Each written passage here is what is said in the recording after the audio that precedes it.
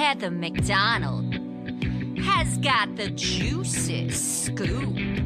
When you're on the road, when you're on the go, Juicy Scoop is the show to know. She talks Hollywood tales, her real life Mr. Segment serial data and serial sister. You'll be addicted and addicted fast to the #1 tabloid real life podcast. Listen in, listen up. Whoop, whoop. Heather McDonald, Juicy Scoop. Hello and welcome to Juicy Scoop. I have such a fun, juicy interview. You're absolutely going to love it. Before we get to that, I just want to remind you guys to go over to heathermcdonald.net and get your tickets, especially for this weekend in Denver. The first show on Saturday is sold out, but I've got shows on Friday and second show Saturday. There's still a few tickets left. Julie Goldman's joining me. That is at the Comedy Works in Denver. And then, of course, I've got all my other dates, and they're at heathermcdonald.net. That's where you also join Patreon. After that, I've got Temecula and at the Pachanga with Chris Franchella. So many others. So much is going on. So make sure that you do not miss out on those fun shows. And now for a funny lady. Hello and welcome to Juicy Scoop. I have a hilarious woman here that has never been on Juicy Scoop before. I'm sure some of you have heard of her, love her, follow her. Rachel Feinstein, welcome to Juicy Scoop. Thank you, Heather. Thank you. Big fan. I never met you before because you're like the East Coast girl comic. Yeah, I don't know and where I'm I a am West when Coast I'm out girl here. comic. Yeah. Did you grow up here? Yes, I grew up in Woodland Hills. Then bought the house next door to my parents. And right now my audience is like, we've heard all your fucking stories, Heather. Shut up.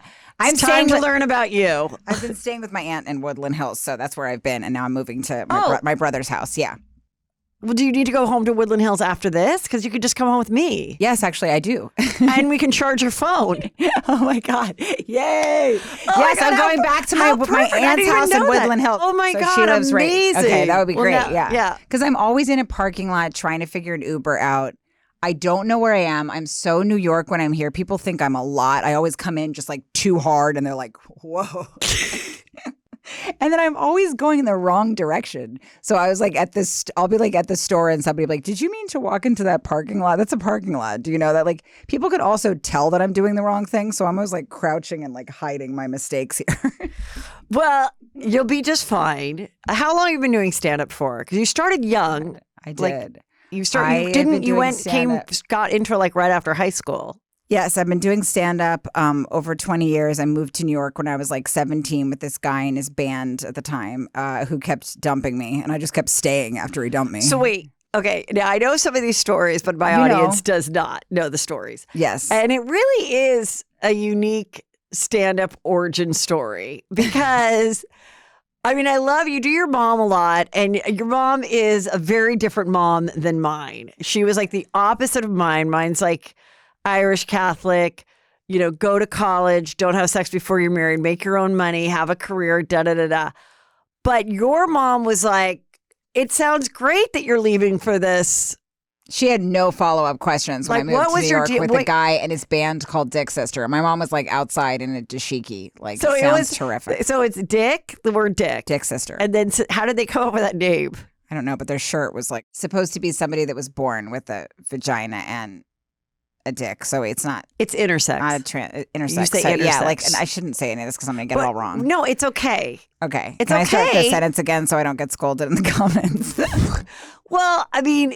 This really did happen. Yes, it did. Like 20 years ago. There was a T-shirt, and I can't remember the name. There really was a T-shirt. We can't erase all history, people. You're right, absolutely. So it was someone with a penis and a vag next to it, and it was called Dick Sister.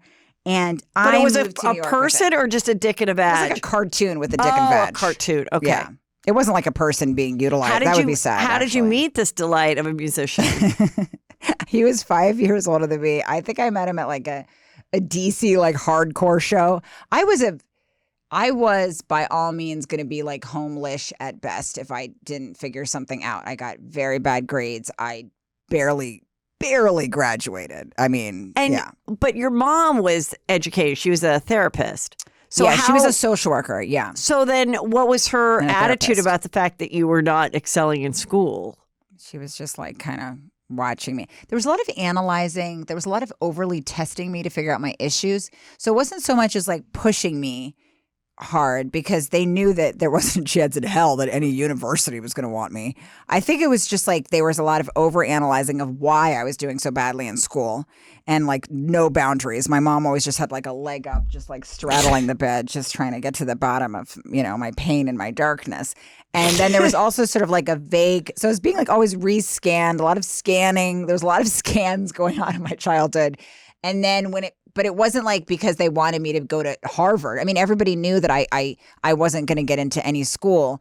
And I think that it was like analyzing for the sake of analyzing, wanted me to do a little better in school. And then when I went to New York, I think she just applauded any decision that was sort of not traditional, you know. So she was just sort of loved to talk about her daughter who was going to the Big Apple to, you know, and that she loves to mention if she has gay friends, she'll be like, did I tell you that Art and his partner went to a play in Greenwich Village? I'm like, that's not a story. There's just a, yes. Wait, just, so she's one of those women that is very proud to have non-white straight friends? Oh, yes, yes. Nothing would make my mom happier than like, the person in any story can't be white. They need to have something else going on that's not.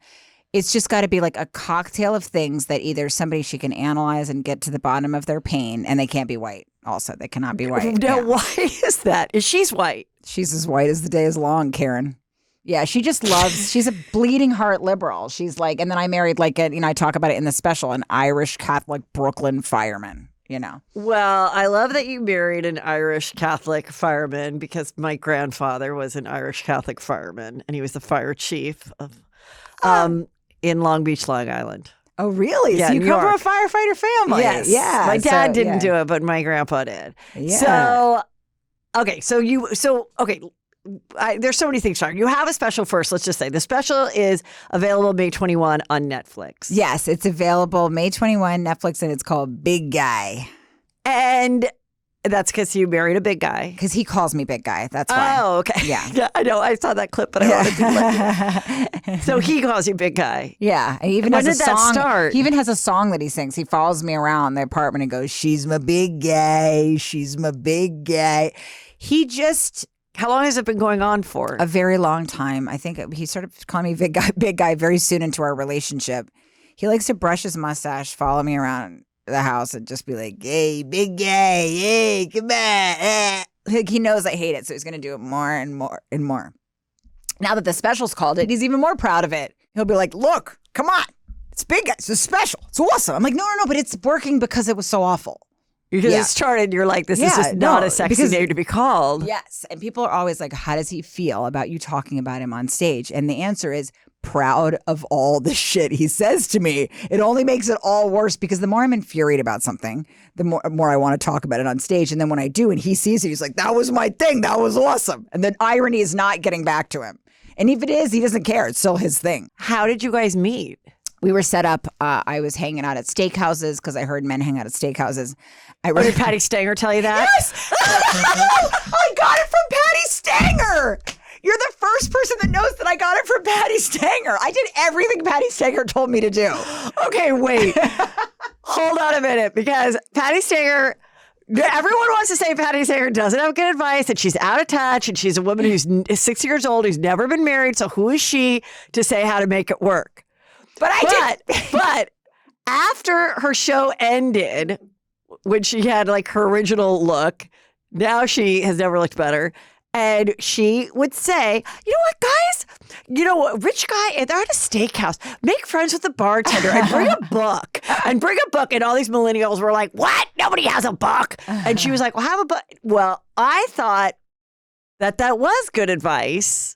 So tell me your steakhouse story. Now, I did not meet my husband at a steakhouse. Who However, did you meet at the steakhouse? I still think it isn't bad advice. Okay, I could have easily met my husband at a steakhouse. When you would go to the Mastro's or wherever you have in New York, I would say for California steakhouses, there's like a tier. Okay, so Mastro's I think is the most expensive, and then there's like Larson's and. Keep going like down. Fleming's And then Ruth Chris, we just got a new. I'm still taking Uber X. We got a new Ruth Chris in Woodland Hills. Okay, and I really love Ruth Chris, and my husband loves that one the most. Okay, because he likes that sizzly, buttery crust. Oof, that sounds good. Yeah. Okay. And then I think it's like a Black Angus or whatever would be like next. So what's the Australia one with the blooming onion? Does that count as a steakhouse? I don't know which one you're talking about. Outback? Yes. Yeah. I don't know if it does. Maybe it's on the fence. It's a California pizza kitchen kind of vibe. But I think I was, by the way, at some place like that. I think it was like Del Frisco's or Keen's is actually pretty good. Del Frisco's is pretty nice in New Del York. Frisco's or Keen's I was at. Actually, they're not bad. And so maybe I can write go Uber alone Blacks. as a single lady. How many years ago was this? This was in 2016. Okay. And because you saw a Patty Stanger interview somewhere. And now, do you bring the book or are you just looking at your phone the whole time? Because looking at your phone will not get someone talking to you. I didn't bring my book. I brought a hot friend who was really hot, who always knew she was hot and just had confidence. Because I'm like, I'm not going to actually talk to strangers. I'm going to just be sitting at a steakhouse throbbingly lonely. However, and you sit at the bar. And sit at the bar. Okay, you have to sit at the bar. Because there's big groups of men. And nobody's going to approach you at a table. No. Nobody, except for the waiter. No, that's somebody it. had to be like, like the guy that's going to approach you at a table when you're sitting there with your friend is going to make a suit out of your skin. Like that's like some, Dear John kind of shit. Yeah. Like that's the guy that's Dr. John. Is that the name of the show? You know what I mean? Dirty John. Dirty John. Dr. John. That's the guy that's going to wear scrubs when he's going to a bat mitzvah. Yeah. And it's going to be like a Halloween costume that he bought at the Halloween store. Yeah. Yeah. No, I feel like that guy that walks up to a table where two people, no. At the bar and with a hot friend. And I still feel like even though I didn't meet my husband at a steakhouse, I do think it's good advice because we didn't really finish it out fully because I was meeting my friend a lot. And a lot of times, like, the guys two guys hit on me in a steakhouse. One of them was like osteoporosis old, like not like, oh, he's a little older, like a curled elder. Yeah. So I might not have caught a lot of dick at steakhouses, but I still feel like it's a good idea. I just got diverted because I was out with my friend and she texted her husband. Rachel's been trying to find men at steakhouses. Do you have a firefighter for her? Because she's married to a firefighter. So he gave us a fireman. He gave me a Pete. The only problem about going alone, though, which sometimes they say you'll get hit on more if you go alone. In certain places, I was at a very nice like steakhouse situation. They'll think we're just observing, and this woman was there having her wine, and it was like, remember that scene from Leaving Las Vegas where he like lifts her up from her ass and like throws her out of the casino? So it wasn't that bad. It was at the Montage Hotel in Laguna. But I was watching the whole thing, and they definitely were like, okay, who are you waiting for? Like, you need to go. They scolded her. Yeah, they basically were like, you need to go. And I'm like, oh my God, that's awful. And she's like, I just listened to a podcast with Patty Stanger. I'm not a hooker. Leave me alone. Like, I heard there's rich guys in Laguna, and I had a glass of red wine, and I'm sipping it very slowly. By the way, I want you to know that what I got from you, just explain that to me, says so many things about me and they're not good. What I got from that was that I was deeply flattered that you thought somebody would mistake me for a prostitute. I was like, oh, this is great. That somebody would think that I was a sex worker was very flattering. And also I was thinking like, I guess I should have done that. I mean, I couldn't have done that alone because the problem is it depends on your personality. Okay. I can't talk to people when I'm alone. On stage, I can talk to anybody. But I need a hot friend. So I feel like the answer to whether Patty Stanger, my personal hero, and I just want to say thank you for your service. And you got married without my pheromones? She's also pushing pheromones. Is she really? She's a pheromones review. Okay, I will just say that Patty Stanger has some good ones and some bad ones, okay? The idea that you should bake a cake and bring it to a man on your second date, that's not good. I feel like you look too crazy. Yeah, she was like, bake a cake, stay in your feminine energy, bake him a cake. If you want to pay, instead of paying, she's like, just bake him something. And I feel like it's too much. If second date, you just bring a cake. Yeah. It's not good. It's not a good look. No, it looks mentally ill. I remember one time this guy came over to my house and we ordered some food. Mm-hmm. And he sat down and I realized, he wants me to put it on the plate for him. And I don't know why I thought that was such a big deal. Like, I was like, "Kid, fucking make your own plate." And I'm like, no, she's kind of right about that. I don't think you have to make a cake. You have to do something a little bit like Feminine? that. A little bit feminine. I remember even But they can Google me and learn the truth about me. That's the problem with that. Like, I feel like So so wait, what year were you on the prowl? You said 2016. 2016. Okay. But wait, stay with your advice though. So I do think a little bit of taking like, care of a man. sweetness, I mean, yes. it's why I think sometimes my single childless friends Mm-hmm. would be bitter when a divorced friend with children would get a guy so quickly and get married again so quickly. And I always said Right. it's because she's a mom and it's her second nature to take care of other people around her. Now that I'm a mom or whatever and food comes, I would never just sit and expect like my husband to put the plate together. But when I was Right. single, I'm like, why isn't this guy getting his own plate? Anyway, I do think a little bit of See what you that mean. goes a long way. Yes, I do see. I do A see what little you mean. bit of like just not Yeah. like, but just being like a little domestic and sweet, and like yeah. will go a long way of them Mm-hmm. like seeing something there.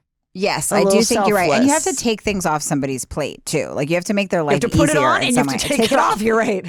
I didn't even mean to do that. But you do. You have to like make their life easier in some way. you Yeah. know? And I think that what I did for my husband was pretend to be like that. And then he slowly learned the truth. So Oh, really? I did create an active lie in the beginning. Like, I wasn't Okay, so like wait, how telling did you him meet him? lies, So but after you didn't meet anybody except for the elderly at the steakhouse. then my friend texted her husband and she's like, do you have a firefighter for Rachel? And Had you ever thought about going by a firehouse? That's Patty Stanger's other advice. I always Just kidding. thought they were hot, but it never even occurred to me that I would end up with a firefighter. I was like, when am I even going to meet them? And I also felt like they probably had a surplus of ass, so I wasn't going to like stand out in that pile of ass that was served to them Yeah. every day. So like that did not even occur to me. And when my friend showed me the picture of him at the bar, I thought he was hot, but I was like, this guy is not going to want anything to do with me. He belongs with like some like nurse, a hot Like a nurse, named yeah. like Denise or something. Yeah. My mom always said nurses and policemen, they always get together, but then they get divorced. Yes, they'll use this clip against me one day because he'll leave me for a nurse, and they'll be like, "She knew," and it'll be me in my Paula Poundstone blazer, like just guessing the man my husband's going to leave me for. The man or I the mean, woman? Sorry, Or the man, and that's okay. Yeah. Now. A male nurse would be more interesting. At least that'd be a fun-loving surprise. Oh, that would be so funny. You left me for a nurse. It was a male nurse, but Heather's mom was right. Summer is around the corner, which means a lot more parties, more weddings, more nights out, and hopefully more vacations. And that's why I'm so thankful for today's sponsor, Honeylove, for covering us with the best shapewear ever. With Honeylove, you can feel your best when you're wearing less. They have revolutionized compression technology, so you no longer have to feel like you're suffocating while wearing effective shapewear. You guys, I love Honeylove so much. I have never had a more snatched looking waist while being comfortable. I love the Super Power Short. It is so great. And you can skip the undies because it has that little convenient opening in the panty area. And it doesn't stop there. Honeylove just has so much more scope wear, everything you need. Treat yourself to the best bras and shapewear on the market and save 20% off at honeylove.com/juicy. Use our exclusive link to get 20% off, honeylove.com/juicy. After you purchase, they'll ask you where you heard about them. Please support Juicy Scoop and tell them we sent you. The summer vibes are just getting started, honeys. Shape your life with Honeylove. Guys, I know everybody wants to look their best and you want your hair to look best, but doing my hair at least can really be time consuming. And I really hate the frizz that happens in the summer when it starts to get more humid, and I don't like that frizzy look. Well, that's why I want to tell you about Ouai's new anti-frizz cream. You guys, this works so well. No one wants to look frizzy. Well, grab Ouai's new anti-frizz cream. It is lightweight cream that provides immediate frizz control that lasts up to 72 hours. So I wash my hair. I love their detox shampoo. I use that at least once a week. And then I get out of the shower and I use this anti-frizz cream, and it makes it so easy. I just blow it and immediate frizz control for 72 hours. I also love their leave-in conditioner, their hair oil. Peter is obsessed with the hair oil. I also love their hair gloss. It provides immediate shine, helps treat damage, and enhances color vibrancy. Frizz-free, up your schedule with Way. Go to TheOuai, TheOuai.com and enter promo code JUICY for 15% off any product. That's TheOuai.com, promo code JUICY. Okay, so you get the picture and you think he's hot. Now, let's just jump back to being a female comic and dating, because I really think it is the hardest thing on earth. I used to say to myself, knowing I wanted to be a comic, I used to watch stand-up before I ever did it. And I just thought, I know I could do that. I would love to do that. But I want to get married and have kids. And who would ever want to marry a female stand-up comic? I really said that. Yeah. There was no example of like a happily married female comic when we were coming up. I'm sorry, there wasn't. I know. Roseanne got divorced. I still feel there's a bit of a supply and demand issue with it. I don't think guys are shopping for a female comic. No, wives. nobody wants one. Nobody wants and it one. hurts. Because you would see, it's like, who wants that sassy talking thing? Like, no, it's like the most unfeminine thing, I think. Now, so I was like, well, I just want to do this and I'll just have a child on my own and just be a stand-up comic if nobody ever wants to marry me. And I would get guys interested, but it was always either ones that were kind of wanted to do it themselves, or they were like, well, how long are you going to keep doing this? Yeah, I got loser? that. I got that a lot. And then, yeah, so what would they... And I never dated. I didn't really want to date other comics or actors, so it was hard to find someone that got it. I wanted to date a real dude, a normal dude, but I always wanted normals. Yeah, it's appealing. Like I wanted only one of us to like. There's something about a guy with like a stack of headshots by his bed. Ugh. Yeah, it's just like there's something about a guy. I was into the normal guys. I like to, like what I talk about in this, but like just a working class dude, just a thick necked, dusty guy. And that's what I liked, and that's what I was looking for, but. They often don't want, but I will say this. Here's the thing. You can't decide anything in a list. So I'd go into my therapist's office and I'd be like, I need somebody that, they have to accept my job. So after I tried to get a normal guy and couldn't, or this particular guy, like I was dumped a few times by normal men, I'd be like, okay, so I need a producer. I think honestly, there's more guys that are open to dating a sex worker than a female comic. I think you're right. Can you guys let us know in the comments? Because I'm kind of curious. I have an open mind. So what? She makes her money on OnlyFans. She's a stripper. Who cares? Yeah, who cares? But then she talks about you on stage. Like, I think that part he likes. That's why it works. So I think with my husband, it's always been fine. Mm-hmm. He won't admit this, but I think there's been times in our marriage where there'd be other men that would sometimes like give him shit for what I said. Interesting. I don't think he's not cared. I mean, he knows. What does your husband do? Well, when we married, he was in medical sales, and then he got into mortgage broker real estate.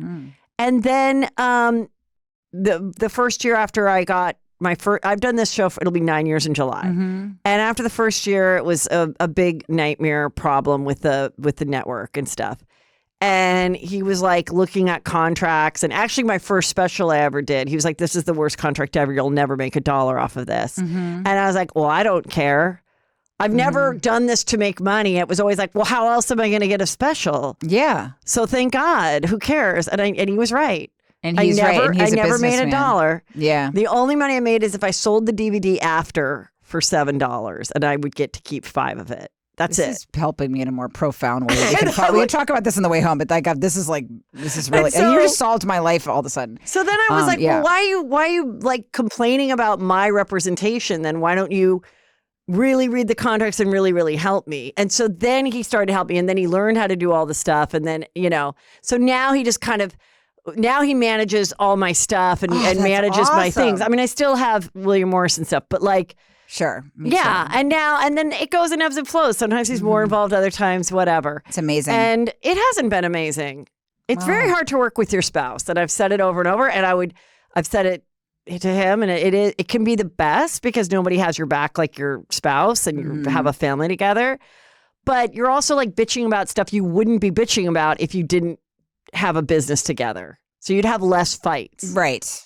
And so, but you know, I mean, here's the thing. Like, my husband screams at me when I want him to set up a ring light, so it's not an option to me anyway. Like, he's like, "Come on, leave me alone." Like, he doesn't have that like kind of. But you're right. I always listen to some stories about your husbands, and our husbands are actually very similar. Like, I'm a pain in his ass, my husband. Well, first of all, the whole reason I thought he would be good for me is because he does and likes everything I hate.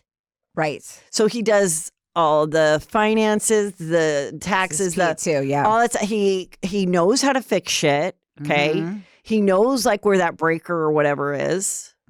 He knows how to do all the apps on the TV and all the remotes. I mean, these are things I'm telling you. He's like, "What would you do?" I'm like, "I would have to hire someone to live here." Me too. It would be a gray garden situation for me if I wasn't married. Like, I'd be home-lish at best if my husband didn't take care of like filling out forms. I said that in our vows. I mentioned that he fills out forms because you do need one person to fill out the forms. However, that more, in my experience, the more type A person, which my husband runs a real military style ship around the house, is always going to be upset because you don't do those things. So it's good and bad. You know what I mean? Well, I'm always in trouble with him. Well, these are the things we have in common. Okay.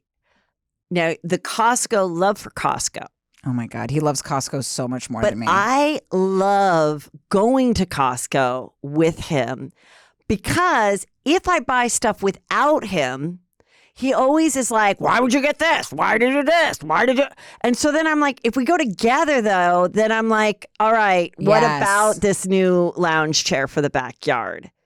Anything he brings home, I don't care. But it's like, I don't know how to, like, very similar. I went to go get something done with my car and then he's like, "Why is this guy calling us?" I go, "Because you weren't there and I felt like to get it fixed was too expensive. And so now they're just going to get me a new one." And he's like, "What?" And I go, "I don't know. I just said, well, that seems like a lot to get the checkup." I'm like, "What about," and they're like, "You're only 6 months off of the lease. Would you like us to talk to you about getting a new car?" And I was like, "Yeah, I mean, I need my husband to be here," but I'm like, but I'm like, I would just gotten a new car. I would have just been like, "Sure, I'll just get a new car then." Me too. No, but I'm like, but then I'm like, but I wasn't going to do it without you because I knew you had to look and do the math of the miles and all that shit. This is the funniest thing. To make thing it worth it. That you bring up cars because, okay, cars are a big point of contention with us because I'm car dumb. I can't find a car in parking lots.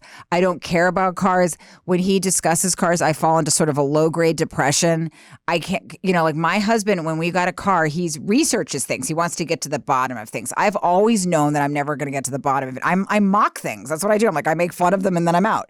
So he was trying to figure out cars. And then he chooses the car that we're going to get and then, does exhaustive research. And then he got so annoyed because I didn't remember what kind of car we had. So then we finally get it. And he's like, "Let me just ask you one question. Do you know what kind of car we have?" And I was like, "Toyota Corolla." He's like, "No, we got a Mazda." And he was so angry. He's like, "How can you not know?" And I'm like, "I don't know. I just don't know." But to him, nothing excites my husband more than being able to tell me somebody else got the same kind of car we have. He'll be like, "Hey, the Finnegan's got a Mazda." That to him is a finished story. Yeah. It's got a person in it. Something happened to them. That's it. And if I want him to connect to me, I have to go to Costco with him because he loves nothing more than grocery shopping. Like I could tell him, I came home the other day, there was a fireman in my kitchen. I don't want to say who, but a firefighter friend of my husband's in the kitchen. And I was like, they'd been in there for hours, right? And the guy leaves, and I'm sure women have told this story before, like some version has happened. I was like, "Hey, so, how's he doing?" We'll call him John. "How's John?" He's like, "Oh, he's really good. He got this car or whatever." I'm like, "Oh, great." He's like, "I think he's going to get a Mazda too." And he's like, "I think he's really definitely going to get a Mazda." Then I walk him out. I go, "Oh, so you're getting the Mazda?" He goes, "Yeah, well, my wife left me, so I figured it'd be a nice time to get it." I was like, "Your wife left you? Oh my God." And I was like, "Do you want to come for dinner? We'll do something." Like, we knew them for a while. And I was like, "Pete, did John tell you his wife left him?" He goes, "Nah, he never mentioned that." They'd been there for like 4 hours hanging out all day, never mentioned it. And I go, "Pete, you got to call him. His wife just left him." And he's like, "Yeah, I should do that." And he's like, "Maybe I'll ask about the Mazda or something." Never called him. And if he did, he definitely only asked him about his like engine or something, Well, I did have a bit like that in my act, but it was so about sorry. I just golf. stole Heather's show. No, it was about golf though. Like he'd go golf. out and golf for like, 4 hours, whatever. And I'm like, who'd you golf with? And it would be like 3 guys and one was Joe or whatever. And I go, okay, what's going on with Joe and the divorce? Like, what is happening? Like, this is like a lot of juicy shit. Like the woman had a drug addiction. Like she was fucking her trainer. Like there was a lot that went on. Okay. And he's like, oh, we don't talk about that kind of stuff. I'm like, for 4.5 hours, you're not talking about the fact that he's getting a divorce and all this shit is going on. And I'm like, but here's the thing. I can't relate. You bring home no juice for me. But if I go out with my girlfriends the next day, he's like, okay, so what's going on? Really? Who did this? Yeah, like, oh, what did they say? Oh, what's happening there? And I'm like, so you want the juice, but you're not willing to bring it yourself. Like you're bringing literally nothing to the table. You're gone for 7 hours.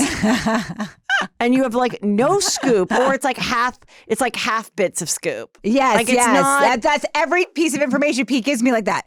Is like that. It's always like a piece of something. I'm like, wait, but what do you mean? Why? Like I didn't find out that he was engaged before he was married, or we got married until like one of his like relatives told me. Like nobody tells me anything. And then when I ask Pete, I get like a third of the story, I'm like, nobody told me you were engaged before. Like everything is like that. Where I'm like, wait, what? Yeah, and I have to there's always like a team of like women in his family and writers that I have to pull together to try to understand what happened. Right, yeah. There's always like a writer's assistant that can tell me all the notes that were taken and what actually occurred in Pete's life. Yeah. Completely. So when you started doing stand-up, so that you had your boyfriend, you were like just the girl with the band, and you guys lived together in New York, like in a... Yes, and then he just kept dumping me and re-dumping me, and I wouldn't take the dump because I just couldn't. I was like, where will I ever be without him? I just Now, did you have any kind of little job or anything? You're only 18 years old. I had a job at this place called Fat Shoes and Clothes on Broadway. I was fired. Fat Shoes? It was like a... It was Fat? It was like a sneakers, like PHAT, Fat Shoes and Clothes. I was fired in like 4 hours. I thought it was like a big and tall, but for people who had fat feet. And it was like, what are you talking about? It does sound like that. Yeah. No, it was like I thought it was like a Beastie Boy because I worked there. I thought it was so cool. I was like, oh, I've got a job at Broadway.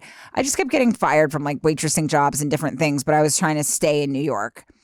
And he kept dumping me and re-dumping me. And then finally the last dump, you can only be dumped so many times. How would he dump you? I'd be like eating a bagel in the kitchen, and then I thought we were like having a softer moment. He's like, so about this relationship. And I'm like, no. I got to stay with you because you're going to be a star. You loved the music?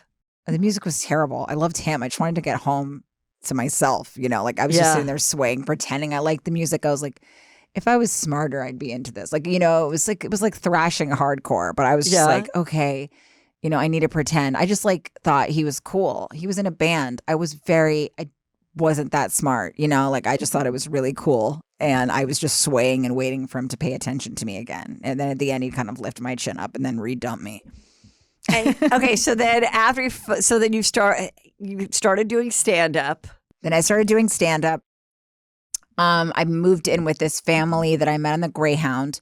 Finally, he just But you were on a bus? I used to go back and forth. So after I took the final dump, first my dad picked me up in like the Feinstein grocery getter, like some sedan, and I repacked all my things into it when he dumped me. Oh, it was a dark day. You're packing your stuff into your dad's station wagon. Oof. And at this point, you're only like, what, 19 or something? Yeah. Okay.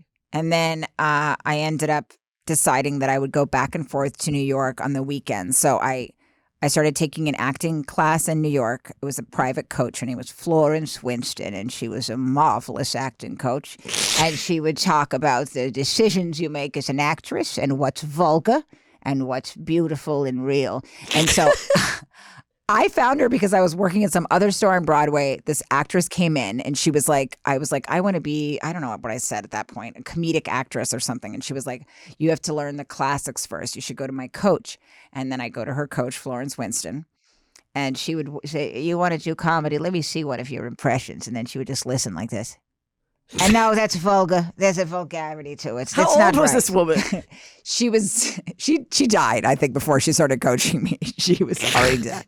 She was older than shit. She was so old. And she had a big bowler hat and she would just sort of look underneath and But she, like whenever I made a bad choice, she'd be like, that's foul. That was a foul choice. There was a vulgarity to it. Do it again. Be more truthful. And then she would wait and like,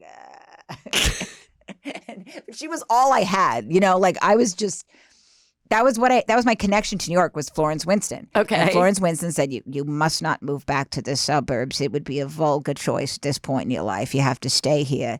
This fella, Dick's sister, no, he's not good. It's not good. Keep coming back. Become more truthful. I would write a letter when I wanted an audition. She says, I would write a letter to the director because I thought the business was foul and it was vulgar. So I would put on a lovely dress and I would write a letter and deliver it to the offices and bring a fucking cake probably. She probably, what if it all lives Patty Stanger's advice? And some pheromones. And pheromones. And so I just kept going back on the weekends because Florence Winston was so strict and she said it would be vulgar if I moved back to Bethesda. So I just kept coming up in the weekends and I found a friend that had moved to New York and I stayed with him on the weekends and I would take my acting classes and study my theater and it would be study great plays. She would say, you need an education. You have to have some sort of education. So we would study a great play and then we would play a piece of music and we would analyze it. And I would always be like a half an hour late. I was in this shame cycle with Florence and she would be like, it's disgusting. And I would lose something or leave a debit card there or just I was a mess, So slowly I sort of learned to discipline myself a little bit, and I just kept coming back to Florence. And then finally I listened to her and she was like, rent a room, find a way to live in New York. And I was on the Greyhound going back to Florence and I met a Bengali lady who shared her little bagel with me and then she invited me to live with her family in Queens. And so I moved in with my Bengali family. Of course, my mom loved it. A person that's not white that I'm going to live with. She had no follow-up questions. She was like terrific. Did you have your own room? I had a room, my own room.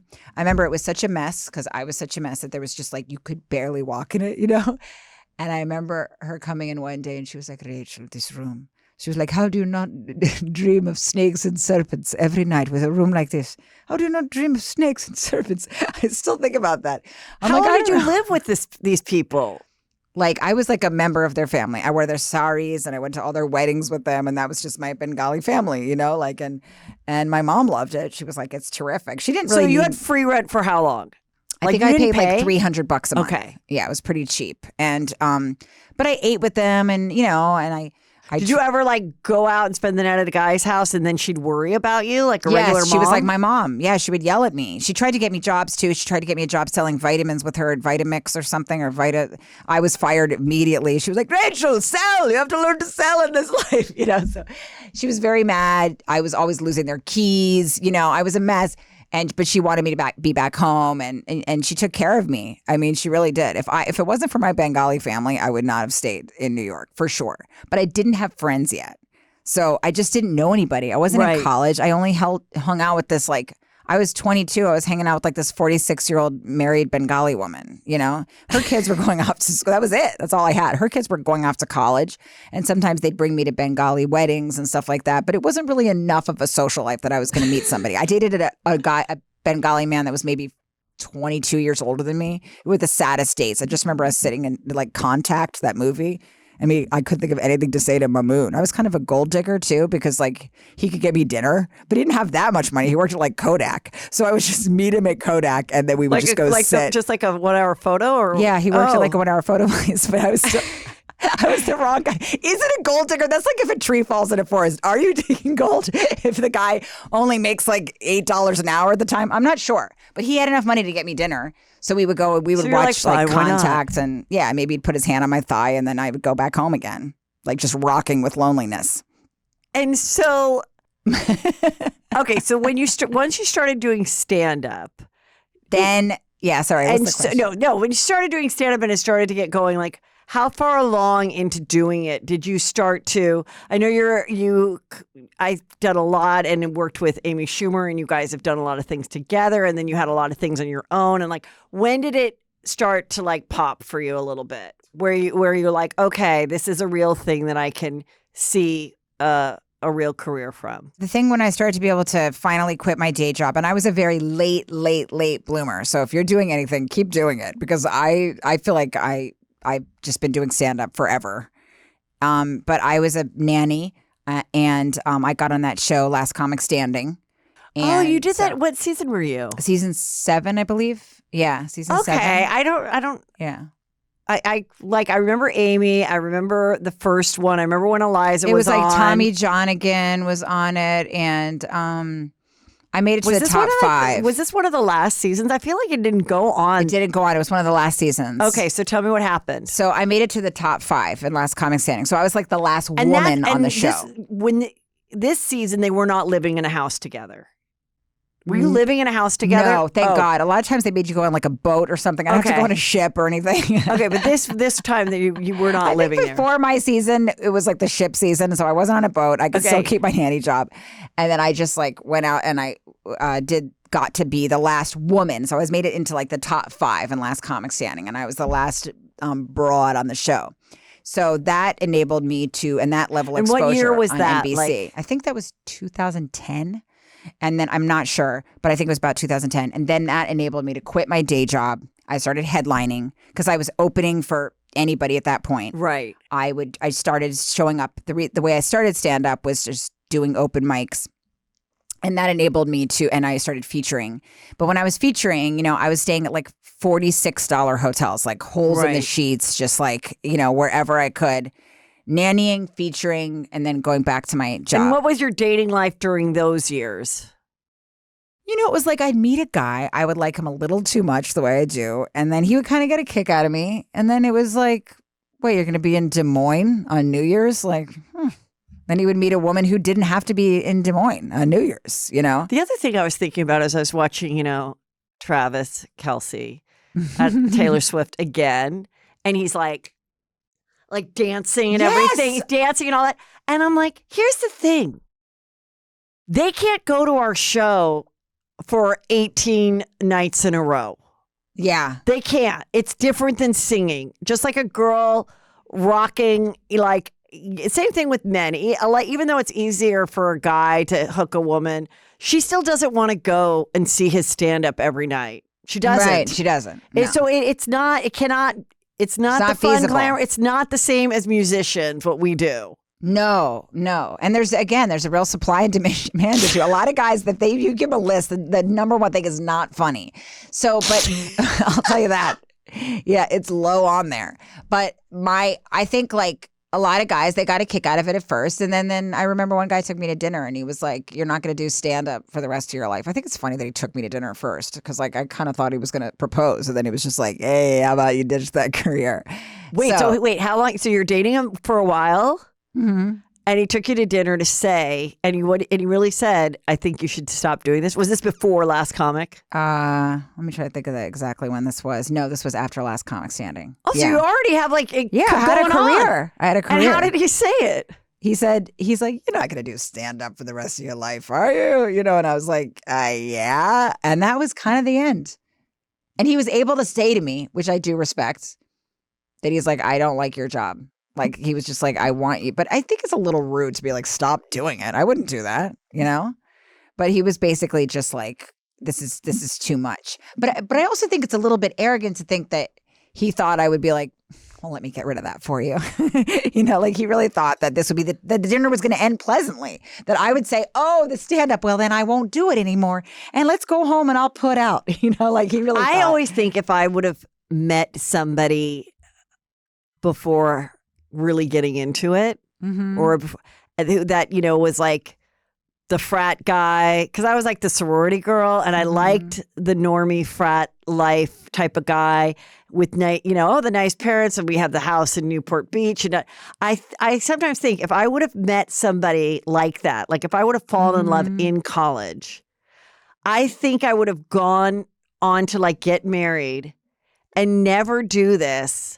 And be like extremely frustrated anytime I saw someone do it or whatever. And I'd probably just be a Real Housewives of on OC. Yeah, you could do that and That's just what be I probably would have hysterical done. anyway. Because it would have been like, oh my God, here's an opportunity to skip all these steps and just be famous. Honestly, now this sounds so much better than what I had to do. I'm like, oh, this is great. I'll get like a bottle thrown at me at Tampa.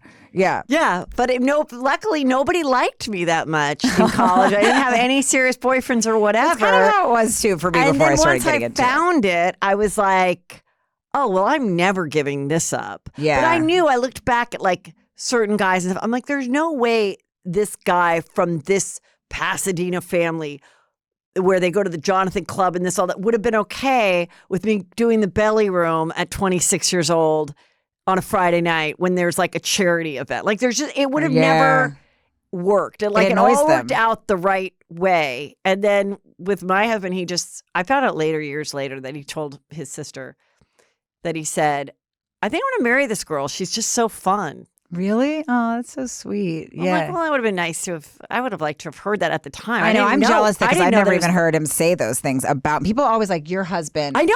They always say your husband really loves you. I'm like, he never say it to me. Oh my God, that's what everyone says to me. I literally, everywhere I go, they go, wow, your husband. And I'm like, wait, do you know which one is my husband? Because we kind of go by different last names. So I'm like, oh, maybe there's a John McDonald or something because my husband's name is Tobias. And, I have Tobias on my license, but I go by McDonald. Yeah. And then they're like, no, we know Peter. And he just brags about it. And I was like, that's what they claim. It's funny. My husband's name is Pete too, but I'll be like, do I look okay? And my husband goes, there you go. Like, that's his answer. I'm like, that's not an answer. I'll be like, I made a video once for him and it was for him of like our life and me being pregnant and in COVID and having the baby. And it was like this lovely video of him being on the job and all we'd gone through to have this kid. And I gave it to him and my friend was like, he's going to cry. Like, this will be the thing that Pete's going to cry. And he was like, solid. Like, that's all he said and just walked out of the room. Like, they're not going to hear it from him. But I don't know. Maybe there's a reason they can't say it to us, but I don't hear it from him. This is what my advice is after 24 years, May 27th, 24 years. Wow. You just have to get the love Elsewhere. in other ways. Yeah, that's what I do. And that's why I fuck guys on the road. No, just kidding. You just have to give head in Des Moines. No, I think you just have to recognize that that's not the love language. No, that's not his style. That's not his love language. It's just not his style. And it's like, you can beg for it and ask for it. But it's like, I don't get, wow, that dress is banging. You look hot. I never, ever hear that. No.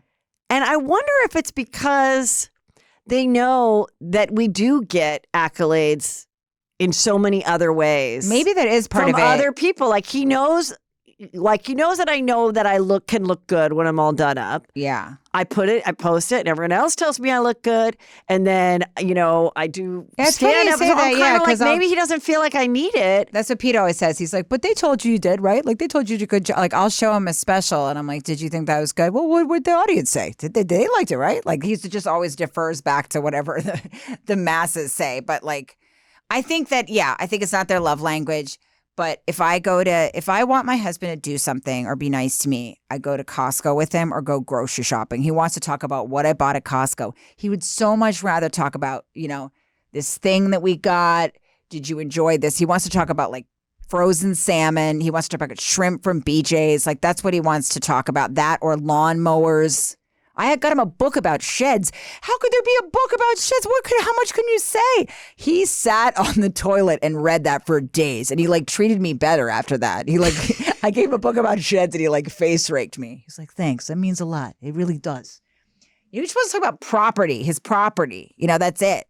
But that's how he connects. So like he empties the dishwasher. There's a lot of women that would love a husband that empties a dishwasher.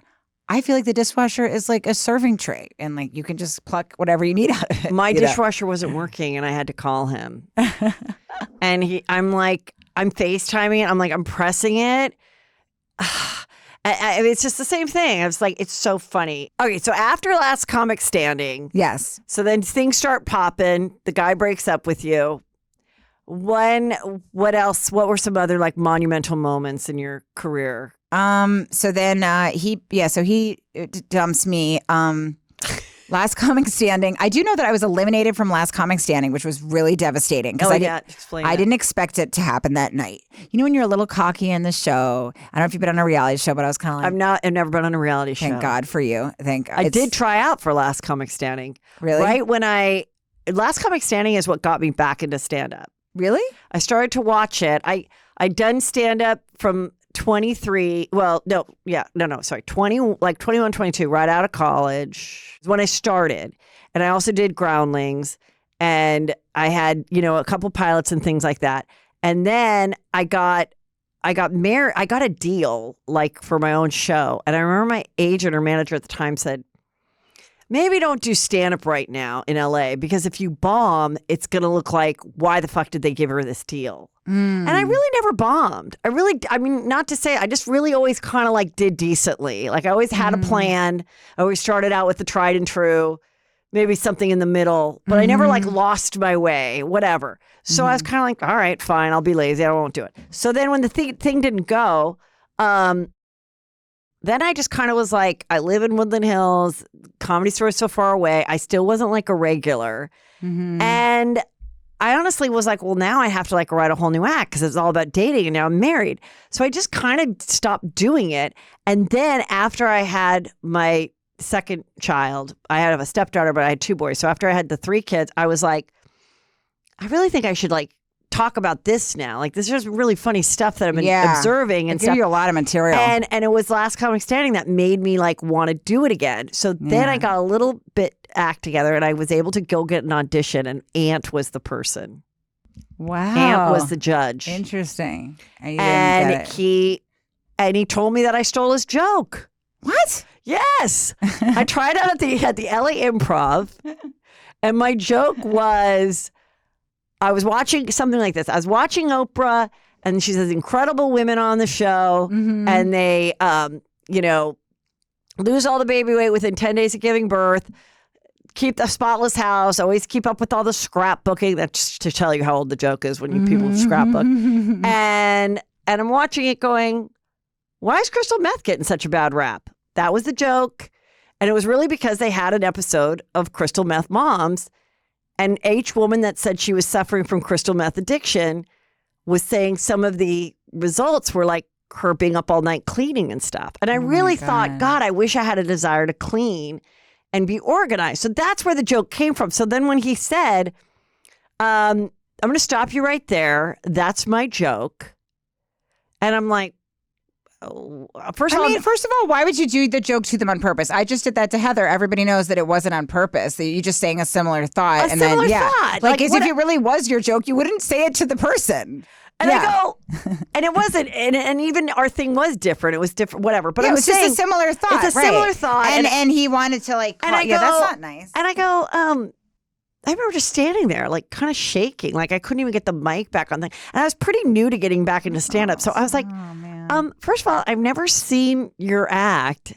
And I know the origin of where the joke, there literally is an episode. Like, I just, because I was accused of stealing a Star 69 joke by somebody else years ago. Do you remember Star 69? Yes, you call I do. someone back? Yeah. Again, a very common premise, okay? Yes, I had a joke like that too. Almost the same joke. You can come up with very similar things. And because it's those easy one-liners that aren't specific to your own life. To your own life, which right. was the lesson to write about your own life. Write about your own life. I know the Tinder joke might be the one that everyone laughs at the hardest, but everybody has a Tinder joke. You know what I mean? Like it's like, but anyway, so that was it. I didn't make it. And but he did write me years later and apologize. He was going through AA, and he's like, wow. Somehow the story got back to him, and oh, that's nice that he acknowledged it. That's pretty cool. That's good. Yeah, because I would feel bad about that too, to call you out. Like, that's cool though that he was able to say. But I totally thought I was going to get picked. I thought I'm going to be the mom that came back from doing stand-up and da-da-da-da. Okay, so go back to your thing. So you're at... So I was on Last Comic Standing, and then when each night when they do the elimination rounds, they say, comics, please step forward. And then I said to Tommy John again, wouldn't it be funny if when we step forward, because it's a serious reality moment, we do a shimmy? And then he agreed to do a shimmy. Yeah. And I was like, which dance is funnier? This dance, if we do it when we're told to step forward, or a shimmy? And we decided, I think, that a shimmy would be the best choice for both of us, and we could get in unison that way. So they were like, comics, please step forward. And I shimmied, okay, and then was immediately eliminated. So half my texts were like, that was so sad. They robbed you. And the rest of them were like, what dance were you doing? Did you just do a shimmy? And I'm like, yes, I shimmied. Obviously, I was getting a little cocky. I didn't think I was going anywhere. So I was shimmying up a storm. And it was so dumb to be, at that moment, eliminated mid-shimmy. So I was like, and then they were like, hey, you, get the hell out of here. And I was like, God damn it. And then I went to the green room, which was trailer. And I remember I was wearing this dress that I really liked that they lent me. And I was trying to sneak out set in the dress. And I think they sent Barry Cass to like remind me that I needed to give the dress back. He's like, they really need the dress. And I was like, all right. I've tried to take clothes from shoots. I put like a big jacket over it. I was treating it like it was supermarket sweeps. I was just like throwing everything I could on the way out in the back. I was like, I gotta get it all. And they asked for everything back. And that is really my career in a nutshell. We need the dress back. We'd like you to leave the building, and please don't use the vending machines up front. Like, I don't just get told to leave. I usually get scolded a few times on my way out, and that is kind of how it goes down for me. Yeah, I always knew that a deal wasn't going, or they didn't want me, or something wasn't going any further when they were so insistent and asked me over and over again, "Is my parking covered? Did you get your parking validated? Did you get your parking I'm like, what does it matter? I'm going to get this show. I'm going to be a star. Yeah, get off my dick. Who cares about parking? We're making $100,000 an episode. Like, relax. I'm like, I want to be in the pictures. Yeah, I know. Yeah, that's how you know. And then also, what was the other thing that one time I was out here in an audition and I accidentally, I was supposed to be a serious role. I was in the middle of the monologue, and all of a sudden, this lady's dog started sniffing my vag. It was like the dog in my crotch. I'm like, there's no way I'm going to get this if this dog is like eating me out mid audition. Also, what? Don't bring your dog in an audition, all right? It's not cute. I was supposed to be crying. I worked on crying, and I'm finally crying in this lady's office, and this is the moment that fucking your dog has to eat me out. It's not good. The dog started going down on me. I'm like, nobody's gonna. After that, I was like pushing the dog away from my vag, and I was like, forget it.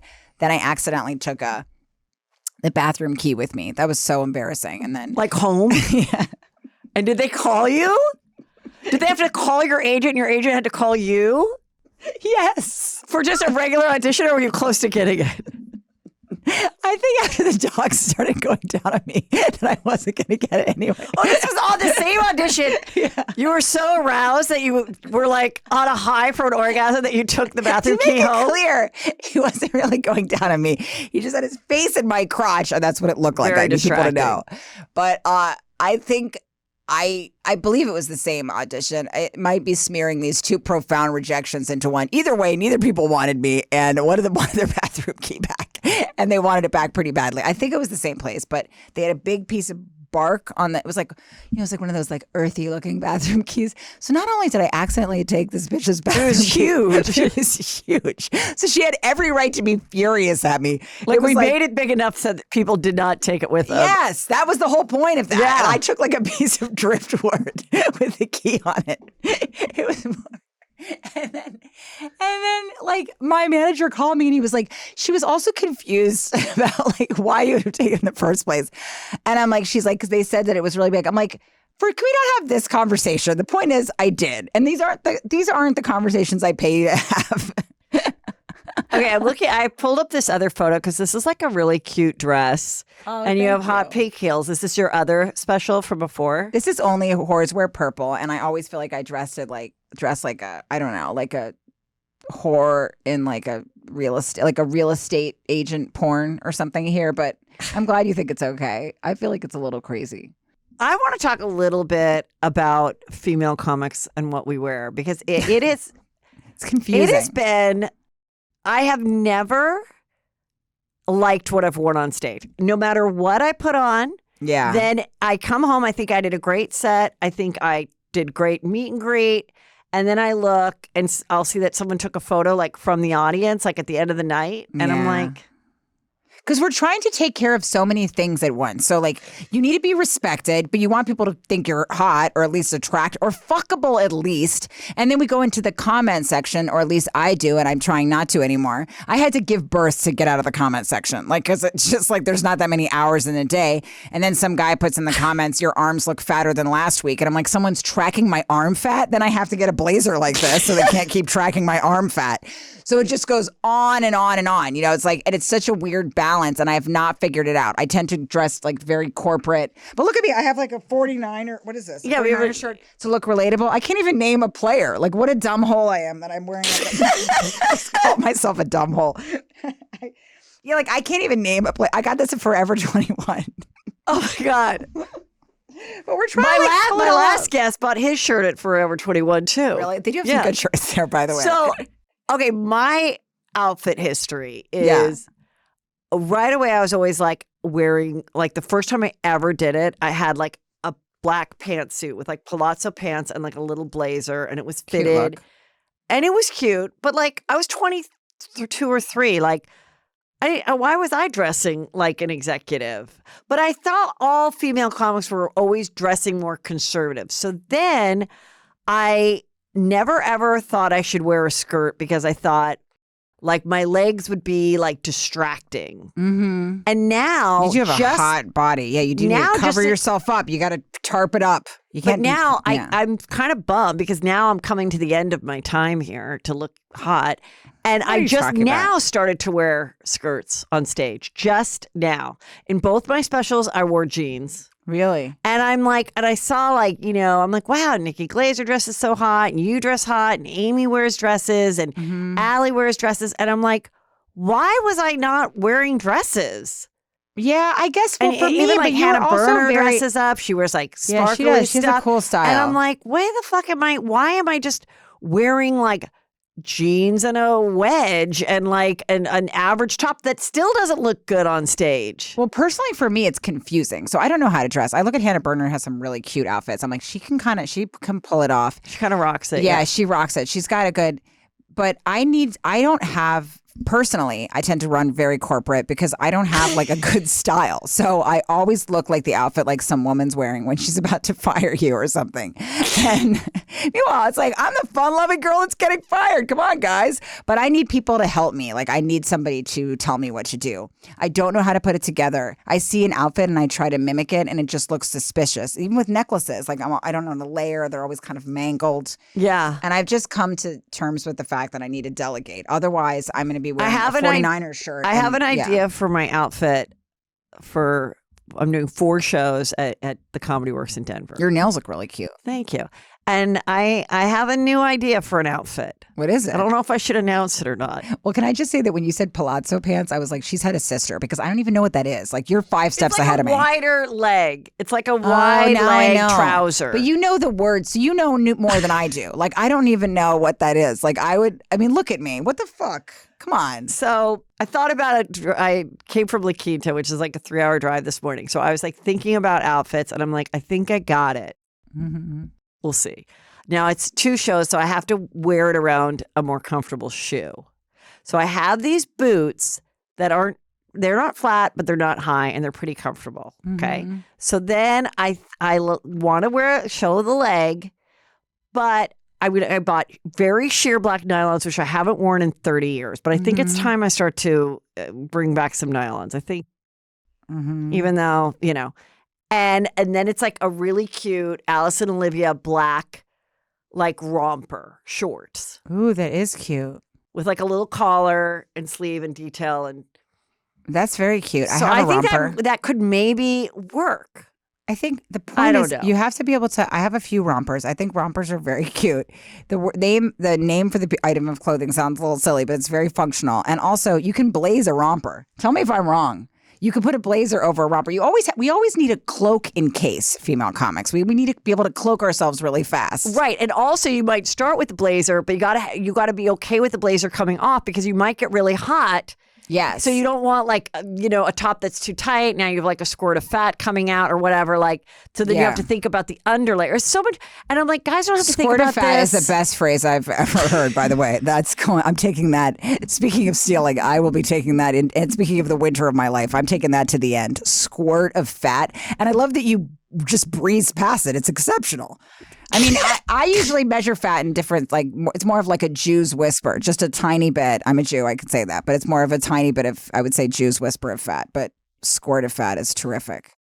Anyway, sorry, let's refocus. So anyway, so I like that you like wore a dress. What did you wear for this special that's coming out on May 21? Are you wearing a pink dress? I'm wearing a red top, and this is Cynthia Rowley, and then she put me in like a black cargo skirt.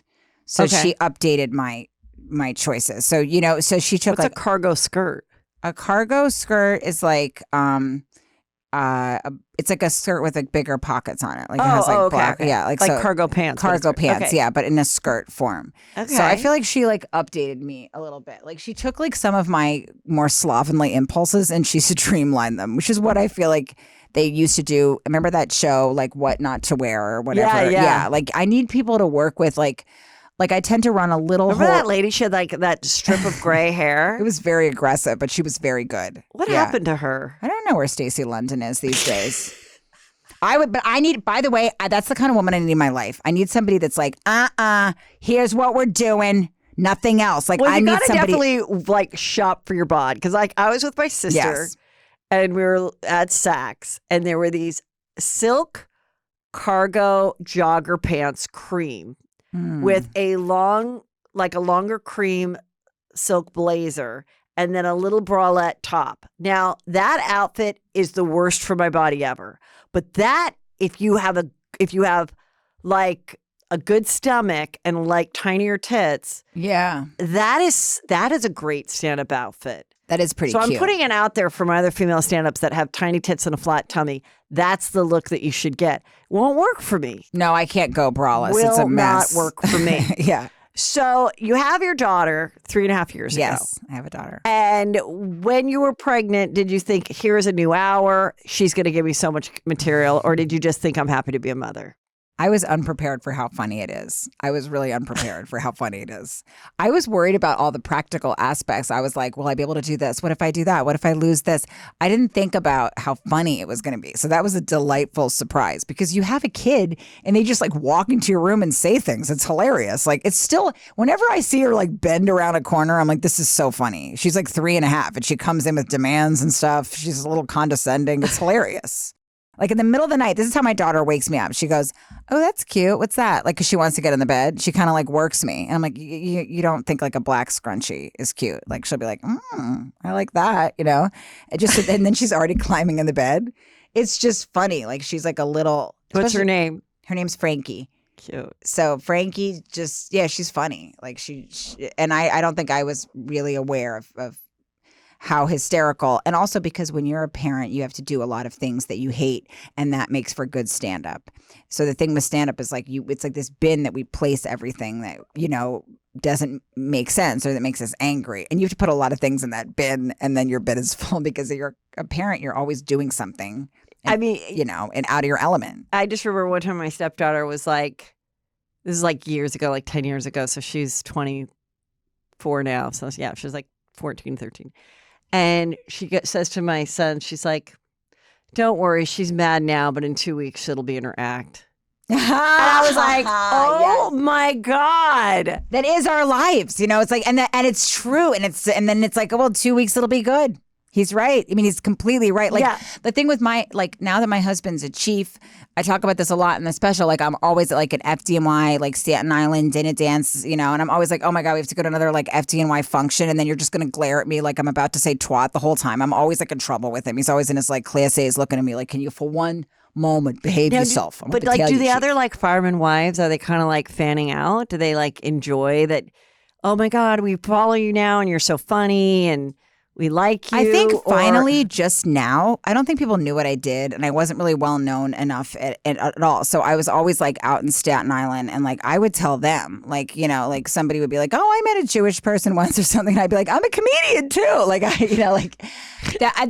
There wasn't a lot of crossover until recently. But now that I talk about being married to a firefighter, like it's almost like this special was my way to get my husband to pay more attention to what I do. So the whole crowd at the audience in my special was all like FDNY. It was amazing. Yeah. So it was like a ton of firefighters. So like genius marriage choice. I mean, for the material, it is pretty good. Yeah. It's really great. It's really relatable. It's salt of the earth. Who doesn't love a fireman? And like, they're it's loyal great. too. Like everywhere I am on the road now, it's like half firefighter families, and they come out. And so now that I'm talking about what he does and the world, now they're into it, and like people will ask me questions about it. But like the first 2 seasons of being like just the chief's wife or whatever, no, it like kind of. It was like nobody knew who I was. They just probably thought I was a little bit vulgar and jarring. But I was just like, Pete's. They had to be nice to him because of, like, he's their captain. Right. Yeah. So it's a little tricky too because like he's the captain. So now he's a chief. But when I started dating him, he was the captain.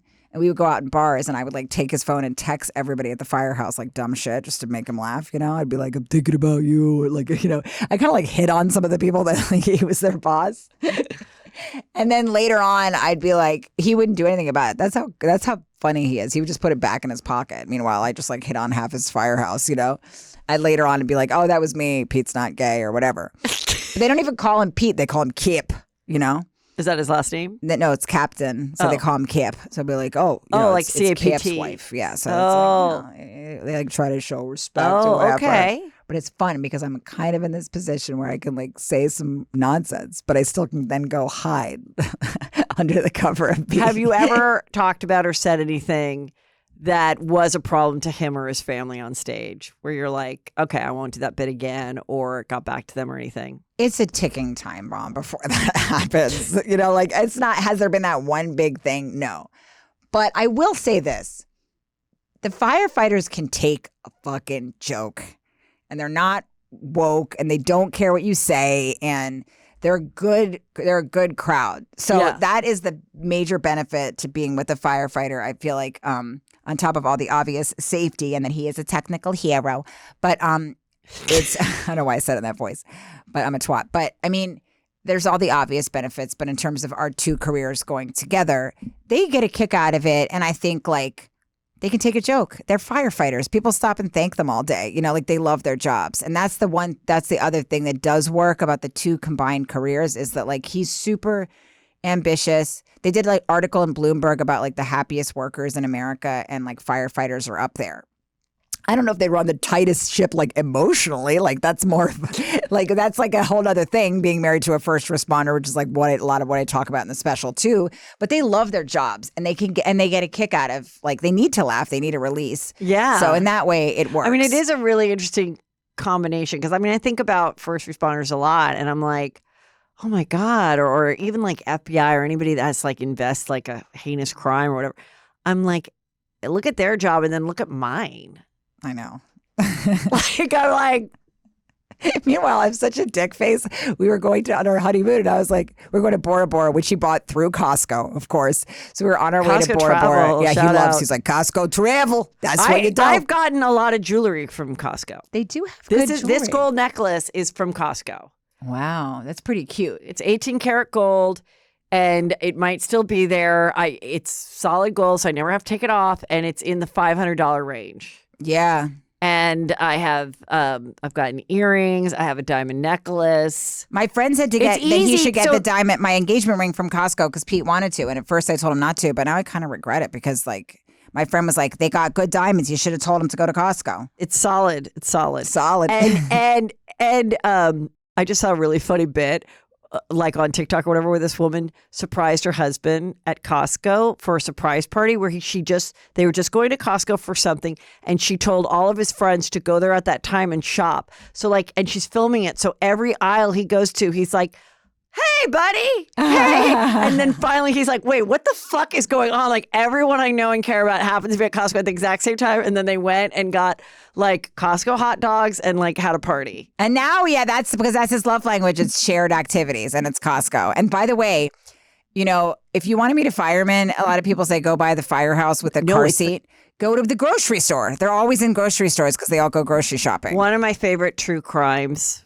I mean, it's sad because if someone died in it, this woman. But this woman got a job at Costco giving out samples. And this hot young firefighter, his job was to go to Costco to, you know, get all the food. And they started having an affair. And then the young firefighter ended up killing her husband. And she went to prison for it. But I don't think she had anything to do with it.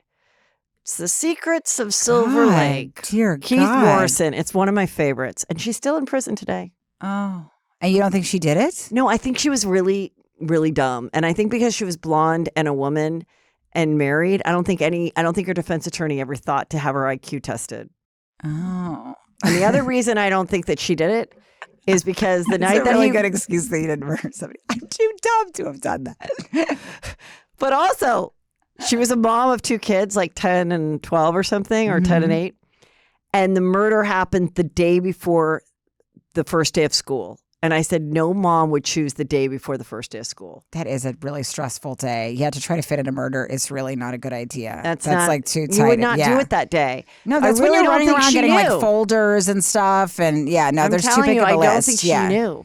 No, she was getting like a frozen backpack or something. She couldn't have done it. I know I'm busy the day before I go to school like that. It's my favorite Dateline because it also involves, they were kind of swingers. Are you? I'm really into, this is all I watch. It's called Secrets of Silver Lake. It's one of my favorites. This is all I watch and listen to is crime stuff. Because it involves firemen, Costco, free samples, swinging, a lake.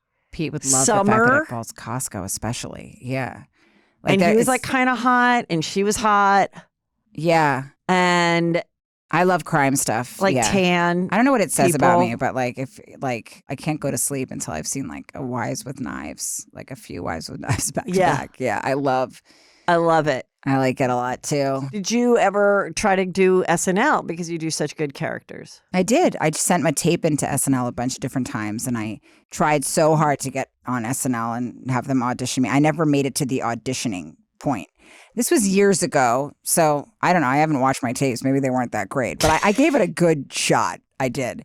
And I do think like at this point, maybe I would love to do more things on some sort of sketch show, whether there's so many now, but maybe do something where I could use my characters in more of like a talk soupy kind of style. That could be fun for me. Like where I could do a little bit of characters, a little bit of running my yap, which we know I'm good at. That's what my husband said I do for a living. He said I run my yap for a living. He's like, that's what you do. You run your yap. But yeah, so I would like to do something with characters, but I didn't ever end up having that thing, that one big moment. And it took me a long time, but this is my first hour. And it really took me marrying a firefighter to get an hour on Netflix because he says the most infuriating things and it's really a fun world. So between his emotional unavailability and me now being just this loud comic in this world of, Staten Island firewives, I feel like it definitely, you never know what the thing is, but that helped me at least to get the special on Netflix. Yeah, it's really interesting, to see sometimes where, you were always in the zeitgeist, you were always working, you're always the headlight, and then this thing just is like, oh, wow. Yeah, this is the thing that's super relatable. I'm still waiting for that. I mean, I don't know. This is my hour special. I don't know. We'll see if people like it. Who knows? So now we were talking a little before because you saw my video of Brandon talking about going on the road. He knows how much guilt I have about being gone during their childhood. Mm-hmm. And there's times where I really was like, I don't know, I mean, I was on Chelsea for 8 years. So that was a lot of time. And then when there's opportunities to stand up on the weekends with her, I never wanted to turn that down, I mean, and my husband never made me feel ever not to do it. He never was that is like, how Pete is too. Yeah. Never say, he was always fine taking it. But then I would be like, but I wonder if, it did affect them in some way or whatever. Mm-hmm. So that's why that speech, to have him say that speech at 18 and know he's going off to college and he is so nice and so great. Yeah. Do I think would he have been a different kid? Maybe. Mm-hmm. But the final result is great. I think it helped me so much to watch that video. You have to be yourself. It's like that quote, like, be yourself. Everyone else is already taken. You have to be yourself. And that's probably what you'd like them to do too. So I feel like so many women must relate to this so much, even if it's not through stand up.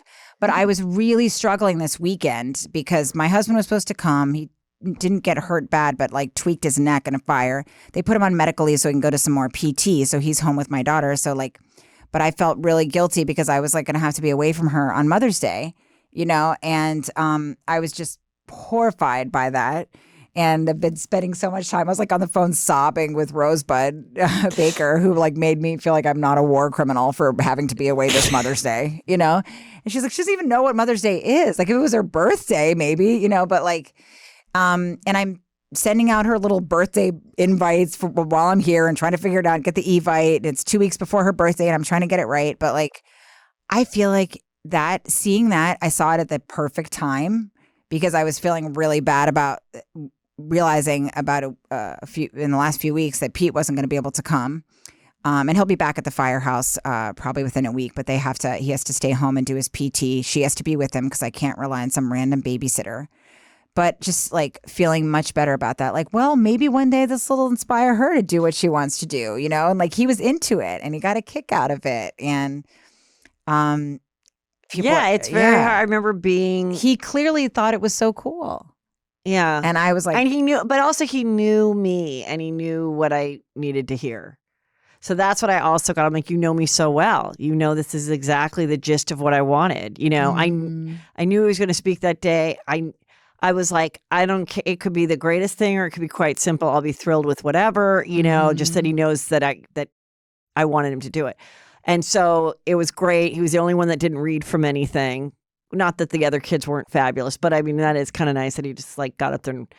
But I remember being at, when the kids were younger, I agreed to take us to take also, that's gig. from you too. They didn't read from anything. Because he knows how to do. He's watched you do public speaking your whole life, probably. He went up there he had confidence. He was enjoying himself. We can teach them how to have fun. I'm sorry, but that's pretty important. Yeah, we can teach them how to have fun. But I remember there was a Mother's Day that I was doing 3 nights or whatever in some place in Phoenix, whatever. Yeah. And I accepted it way before I even looked on the calendar to see that it was Mother's Day. Because I could only, it was during the Chelsea years, and I could only go, if we had a break or once in a while, whatever. And I remember seeing the brunch at the hotel and all the mothers and dressed up and I was just so sad. And it's but then to cry to Peter about it, he's just kind of again, he was it's fine. Who cares? Yeah, he doesn't care at all. Yeah, he's Frankie it's doesn't fine. care. The kids Nobody are fine. cares. I'm taking their kids. Yeah. Why don't you just go get a massage or something before your show? Yeah. And I'm yeah. And when the kids were little, I really enjoyed that hotel. Yeah, because I don't sleep because my daughter wakes me up every sleep. night. When the kids I don't are little, sleep. enjoy your work trips, ladies. That's the only time I sleep is at work because she's in our bed sleeping in between us every single night. Like I said, she rounds around the corner. It's hilarious. And she just comes climbing. And she knows she's getting in the bed. There's no question. So she sleeps with us every single night. So those are the only few days that I do sleep. But, my mom was a workaholic. I mean, she worked a lot. My she mom loved worked her job. too. Yeah, see, we usually are raised by people that love their job, that worked a lot. My mom was a social worker. Like everybody, I have plenty of mom issues, but it wasn't about how many hours she worked. I don't remember having any thoughts about that at all. So she worked a lot, but it's only about your connection to her. And right now she's with Frankie. So she's up there helping Pete and she's with my daughter, and they were all together on Mother's Day, But and so it's sometimes those holidays, after this, I'm going to come home after I'm done with this press tour leading up to Netflix. And then we're going to go on a family vacation for a week and do a bunch of other stuff. So he doesn't question it, when he has to go to work. So I think we just, a man never is Oh my God, I feel so guilty for providing for my family and missing the poetry reading. I'm going to go meet my friends and we're all going to sit around and have wine and cry about all the moments that we missed as working dads. That's never, ever, ever going to happen. You're right. But I've been at many a dinners where I've been with other working moms of all professions and we've talked about stuff like that. And then I've had moms that are like, I'm so jealous because I didn't pursue a career and now I'm at a little bit of a loss what to do with my life because the kids are getting older. There's just no way to do it. There's no perfect way to do it. I beat myself up no matter what. And then my aunt, who I'm staying with out here, like my aunt was like yelling at me. She's because then I started thinking, well, if I can just get Pete, if he goes to his PT, then he could fly the next day, and then he could come see me, right? Like I'm like being such an asshole now, trying to get my fireman husband to like fly. Right? Why? So that 5 hours with a bad neck. That's a great idea. I'm a complete asshole. Like you're like, well, now I've turned into like a really bad mother because he needs to be at home resting and he needs help. You know, so it's like. So like I was talking about this to my aunt. I'm like, if we can just get her here and then you could bring her. And then she's like, you're screaming at everybody. You got a Netflix special coming out. You're being insane. Sleep, you psychopath. Like she's just yelling at me. She's like, no. Yeah, enjoy the time. Like that's she's like, take in what's happening. Sleep. She's having fun. She's at Costco with Pete. Yes. Mothers enjoy the uninterrupted meals. Yeah. The hotels, all that stuff. If you are a mom that works outside of the home. Or that has to travel for your job. Just take advantage of those times of just like having that down time because there's nothing you can do. So yeah. And I do feel like it makes me go back to her so much better. So if I've had a night of rest and she was like, you're doing this to yourself. You're on like this press tour, like leading up to a Netflix thing, and you're trying to get your wife, your daughter and my wife, because I need a wife.